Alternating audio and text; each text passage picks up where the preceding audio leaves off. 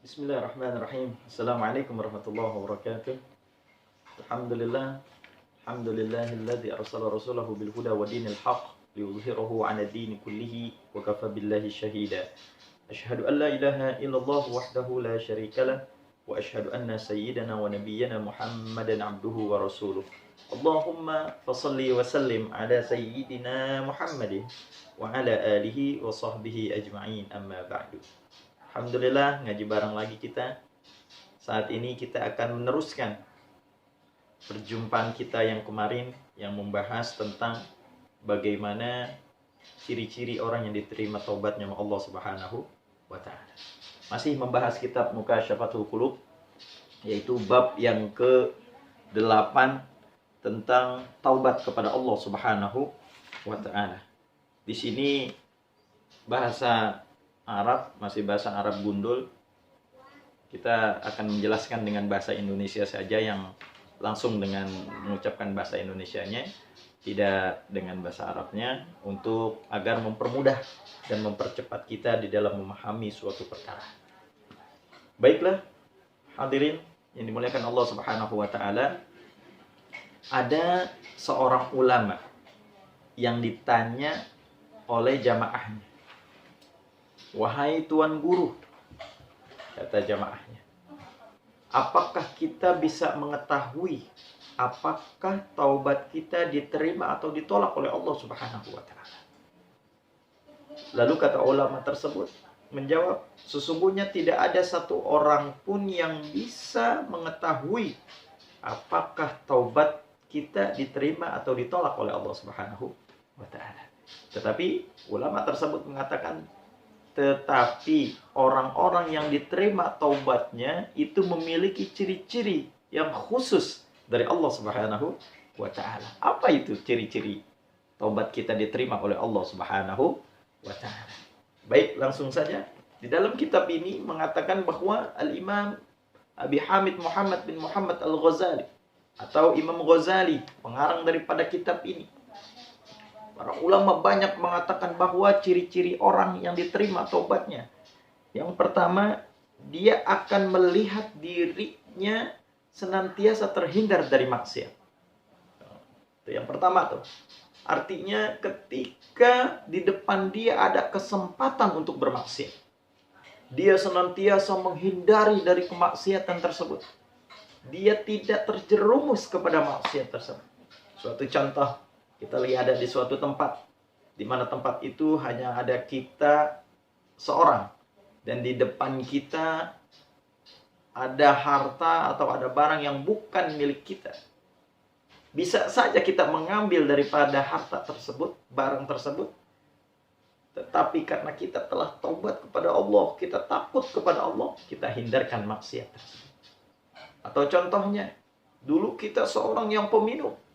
Ketika di depan kita ada alkohol, ada khamar, kita sendirian tidak ada yang melihat, kita tinggalkan kemaksiatan tersebut. Atau jika kita sedang berada di suatu tempat, kita berdua dengan seseorang yang bukan mahram kita, kita bisa menahan diri kita agar kita tidak terjerumus kepada perzinahan. Itu adalah ciri-ciri yang pertama orang yang diterima taubatnya oleh Allah Subhanahu wa ta'ala. Nah, yang kedua apa yang dikatakan oleh ulama? Dia akan melihat kegembiraan jauh dari hatinya dan melihat Tuhan dekat di sana. Artinya hatinya ini senantiasa gembira. Tidak pernah ada mengeluh kepada Allah Subhanahu wa ta'ala. Dikasih apa dia bersyukur kepada Allah Subhanahu wa ta'ala. Dijaga hatinya dia di hadapan Allah Subhanahu wa ta'ala. Dan dia selalu merasa bahwa Allah Subhanahu wa ta'ala dekat dengan dia. Dan dia senantiasa bahwa Allah Subhanahu wa ta'ala ketika kita lagi sedih, kita lagi susah, kita merasa bahwa senantiasa Allah ada di samping kita. La takhaf wa la tahzan. Janganlah kita takut, janganlah kita sedih. Innallaha ma'ana. Bahwa sesungguhnya Allah Subhanahu wa ta'ala bersama kita. Ini adalah ciri-ciri yang kedua. Taubat seseorang diterima oleh Allah Subhanahu wa ta'ala. Dan ciri-ciri yang ketiga, taubat seseorang diterima oleh Allah Subhanahu wa ta'ala, yaitu dia akrab dengan orang-orang yang melakukan kebaikan, dan dia jauh dari orang-orang pelaku maksiat. Jadi dia yang ketiga ini, dia senantiasa dia meninggalkan teman-teman maksiatnya. Dia nggak mau lagi bergabung sama mereka-mereka. Biasanya setiap hari dia nongkrong di tempat judi, biasanya dia nongkrong di tempat orang-orang yang minum, biasanya dia datang ke tempat perzinahan. Ketika dia telah bertobat kepada Allah dan tobatnya diterima, langkahnya itu langkah menuju kepada ulama-ulama, hadir di majelis-majelisnya ilmunya Allah, hadir dia ke rumah silaturahim, ke tempat-tempat asatid, ustadz-ustadz, guru-guru, dan dia tidak melangkahkan kakinya lagi ke tempat maksiat. Dan dia memilih orang-orang siapa yang harus ditemaninya dan siapa teman-teman yang harus dia jauhin. Karena ini penting. Ya, ini penting. Berteman silahkan dengan siapa saja, tapi bersahabatlah dengan orang-orang yang soleh. Cintailah orang-orang yang soleh. Ini penting. Karena kata Nabi besar Muhammad SAW, Al-mar'u ma'aman ahab. Karena seseorang itu nanti akan bersama orang yang dia cintainya, orang yang dia sahabatinya, nanti di yaumil qiyamah dia akan bersama dia. Kata Nabi besar Muhammad SAW. Itu ciri-ciri yang ketiga. Bergaulnya dia dengan bergaul dengan orang-orang yang soleh. Tidak lagi bergaul dengan orang-orang pelaku maksiat. Nah, yang keempat, ciri-ciri orang yang tobatnya diterima oleh Allah Subhanahu wa Ta'ala, yaitu dia akan melihat hatinya sibuk dengan apa-apa yang diwajibkan oleh Allah Subhanahu wa Ta'ala kepadanya. Tuh, jadi hatinya ini nggak ada lagi mikirin urusan-urusan yang nggak penting.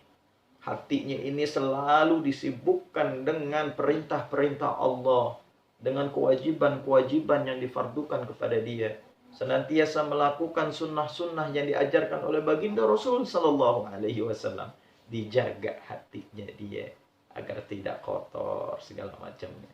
Itu yang keempat, ciri-ciri orang yang diterima taubatnya oleh Allah Subhanahu wa Ta'ala.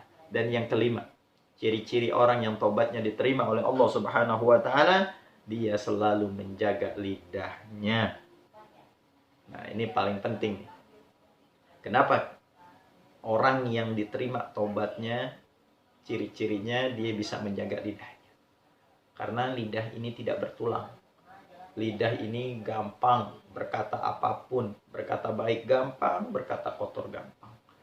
Karena lisan ini juga kita bisa masuk neraka, dan karena lisan ini juga kita masuk ke dalam surganya Allah Subhanahu wa Ta'ala. Karena lisan ini kita bisa mempersatukan orang-orang, dan karena lisan ini juga bisa membuat kericuhan, keresahan di dalam masyarakat. Dikatakan salamatul insan fi hifzil lisan. Selamatnya seseorang itu terdapat dia menjaga lisannya. Maka ketika kita diberikan lisan oleh Allah Subhanahu wa Ta'ala, kita bisa berucap, maka ucapkanlah yang baik. Maka keluarkanlah kata-kata yang baik di dalam lisan kita. Memanggil seseorang dengan sebutan yang baik. Dan janganlah sekali-kali keluar di dalam lisan kita kata-kata yang kotor. Kata-kata yang doa-doa yang sekiranya tidak menurunkan rahmatnya Allah Subhanahu wa Ta'ala.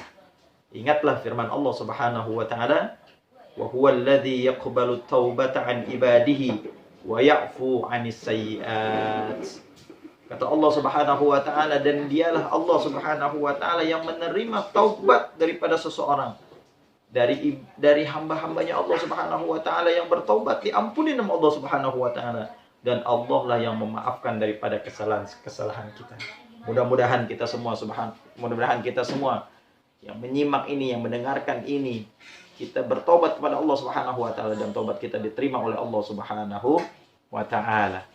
Alhamdulillah, selesai sudah taklim kita tentang pembahasan taubat. Mudah-mudahan kita menjadi insan yang lebih baik. Tetap istiqomah, ngaji bareng terus, jangan pernah bosan. Assalamualaikum warahmatullahi wabarakatuh.